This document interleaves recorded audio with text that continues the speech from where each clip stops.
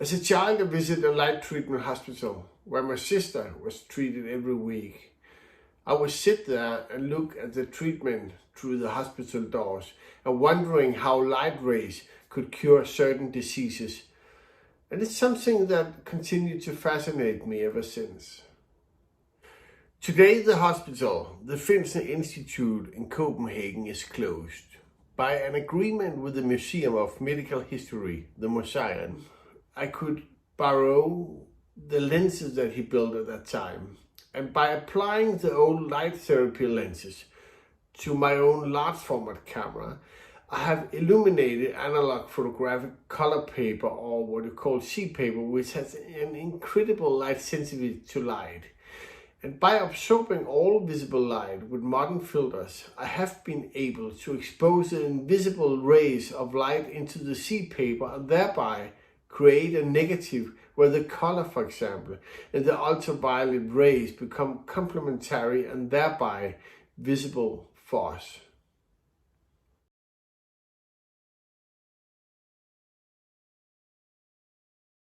Because I couldn't see the rays I was photographing, I created a systematic process where I worked in a more alchemically process-oriented way. This resulted in more than 5,000 images, out of which more than 75 failed completely. The remaining 25 images is the image I ultimately selected and exhibited.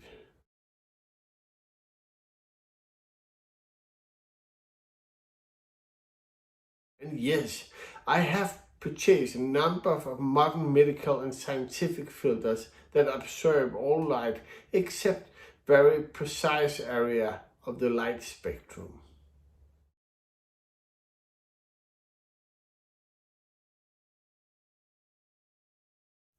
Certainly, when you work like this, you work toward finding a method where you can begin to understand the mechanism behind it all. But still, a lot of the most interesting results came unexpected, and I still haven't figured out exactly why they turned out the way they did.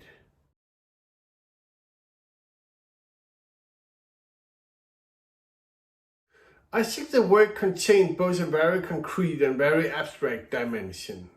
When we look at the pictures, we clearly see the light or the sun. It is obviously there in the front of us. Light is something that we do not give much thought. It's such a basic part of our life and existence, so we mostly think it is obviously visible, but actually we can't see the light or the light rays at all.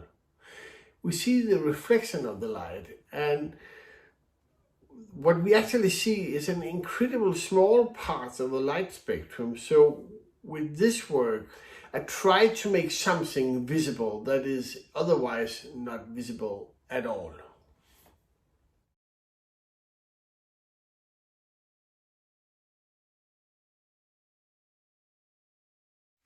The work with the element series is in many ways an extension of Light Break, both in terms of a more existential consideration behind the work, but also in terms of the work process itself.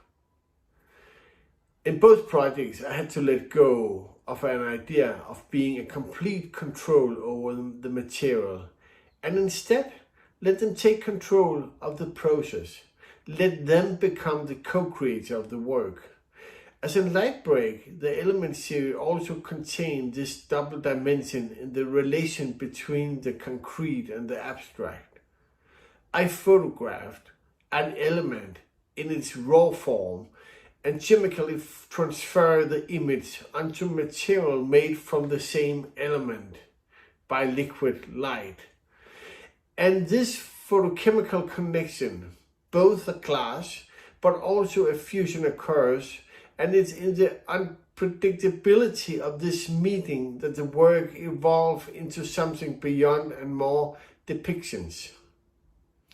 I think both series in many ways can't be seen by investigation, and I try to understand or clarify what we never see an object as it is itself, but that we always see it in a certain and influenced by all sorts of aspects, like materials, light, angles, our own state of mind, and etc.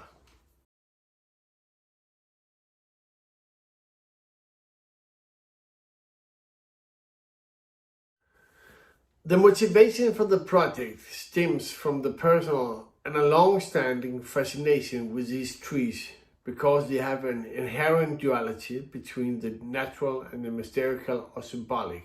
They are in many ways very tangible image of eternity. And so when I hear of an existence of a tree that have been around since the last ice age, I was naturally intrigued.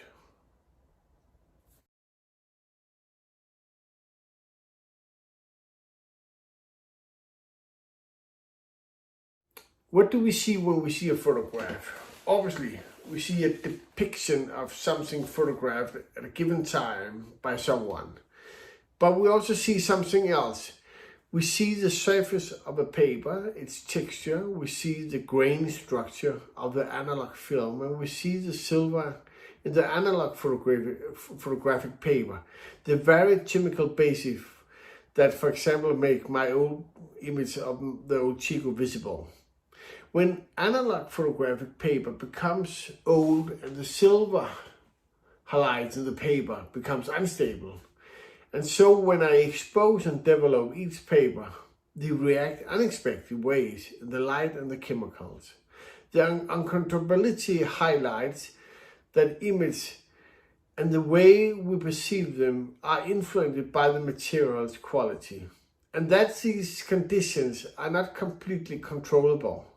It is a dialogue about perception, time, and perishability, in which the visual forms of the image is largely dictated by the constitution of the paper and its ability to reproduce the photograph in an autonomous form instead of seeing the flaws in the old paper as a mistake. I turn them into strange or small gifts in the picture.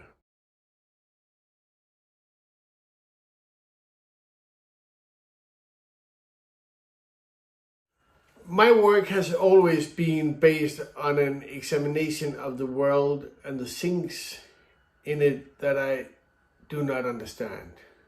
You could say that I, through my art, always work toward acquiring a better knowledge of things I wonder about.